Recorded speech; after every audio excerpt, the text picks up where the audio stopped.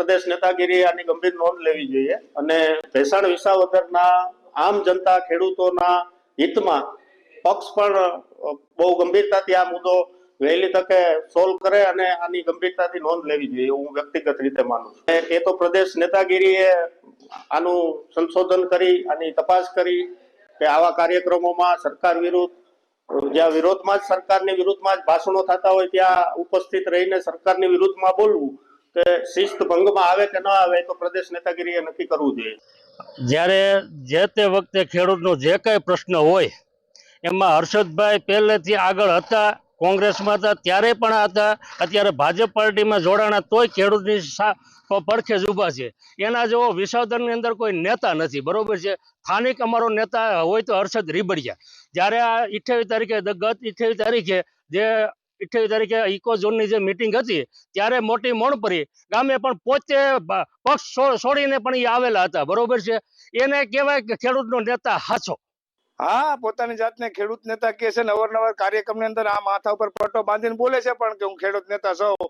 રાત્રે જોટો લઈને નીકળે છે, દારિયા લઈને નીકળે છે, ખેડૂતની વારે આવ્યો છે એવું કહે છે પણ ખરેખર એવું નથી। એ સોશિયલ મીડિયા અંદર દેખાડે છે હું ખેડૂત નેતા છું પણ ખેડૂતના હિતનો ખરેખર હર્ષદભાઈ ખેડૂત નેતા હોય અને ખેડૂતને હિતમાં કરવા માંગતા હોય તો કાલે ધારાસભ્ય હાઈકોર્ટમાં જઈને પિટિશન ખેંચી લે, પિટિશન ખેંચી અને વિસાવદર અને ભેસાણ તાલુકાના નવા ધારાસભ્યને ચૂંટણી આપે સાહેબ।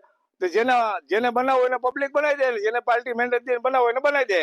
આમાં એકાબીજાની પોતાની લાલચ માટે આ રોકીને બેહવાનું કારણ છે જનતા પીલાય છે, એને શું છે પોતાની લાલચ માટે। આપણા પૂર્વ ધારાસભ્ય હર્ષદભાઈ રીબડિયાએ પિટિશન દાખલ કરી છે ભૂપતભાઈની સામે, જેને હાર બરદાસ્ત થઈ નથી, જે પબ્લિકને દેખાણું એ નેતા પબ્લિકે ચૂંટ્યો છે તો હર્ષદભાઈ એની હાર સ્વીકારવી જોઈએ। પિટિશન કરવાનું કારણ શું છે? પિટિશન કરી છે 2 વર્ષથી જે વિકાસના કામો રૂંધાય છે વિસાવદર ભેસાણના, તો પછી એમને એટલે ખ્યાલ નહીં આવતો હોય કે 2 ટર્મ ધારાસભ્ય રહી ચૂક્યા છે, અમે જ ચૂંટાવ્યા હતા એને, અમે એની જોડે જ હતા, તો પછી હવે એમને સમજવું જોઈએ।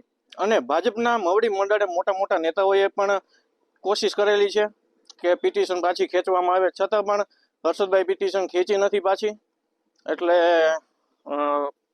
ભાઈને રાજીનામું લઈ લેવું જોઈએ ભાજપમાંથી અથવા તો ભાજપમાં મોવડી મંડળને સસ્પેન્ડ કરવા જોઈએ। મારી સરકારશ્રીને એવી અપીલ છે કે આ ગમે ત્યાં કોકડું ગૂંચવાયું હોય તાત્કાલિક ધોરણે આનું સોલ્યુશન કરી અને વહેલી તકે ચૂંટણી આપી દે તો અમારા વિસ્તારને સારા ધારાસભ્ય મળી જાય અને વિસ્તારને ખૂબ સારો ફાયદો થાય અને વિસ્તાર સરકારશ્રીની આ સુખાકારી યોજનાઓનો લાભ નીચેના લોકો સુધી પહોંચાડી શકે। પરંતુ અમારી લિંક અહીંયા તૂટી ગઈ છે, અમારી પાસે કોઈ ધારાસભ્ય નથી એટલે અમે સરકારની યોજનાનો લાભ લઈ શકતા નથી, તો અમારી વિનંતી છે કે તાત્કાલિક ધોરણે ચૂંટણી આપી દે એવી અમે નમ્ર વિનંતી કરીએ છીએ સરકારશ્રીને। કાલે પ્રમ દિવસે મિટિંગ હતી, એમાં હર્ષદભાઈ ખુલ્લું સમર્થન ખેડૂતોને આપ્યું છે ભાજપના નેતા હોવા છતાં, બરાબર છે। એમાં એક ભાઈ આપણે માજી ધારાસભ્ય આપના, એણે એવું નિવેદન આપ્યું છે કે આ ઇકો ઝોન છે એ ખોટી વસ્તુ છે, બરોબર, ખેડૂતને કોઈ નુકસાની થવાની નથી। જો ભાઈ તમારે આંદોલન કરવું નથી અને જે કરે છે અને જે સરકાર હામાં અને તંત્ર હામાં લડે છે એને સાથ સહકાર ન અપાય તો કાંઈ નહીં, બરોબર છે। અને તમારામાં તેવડ ન હોય તો તમે બંગડીયું પહેરી અને તમારી ઘેરે બેહો, જે આંદોલન કરે છે એને કરવા દો, સહકાર આપો, બાકી ખોટી રીતે ખેડૂતને બદનામ કરવાના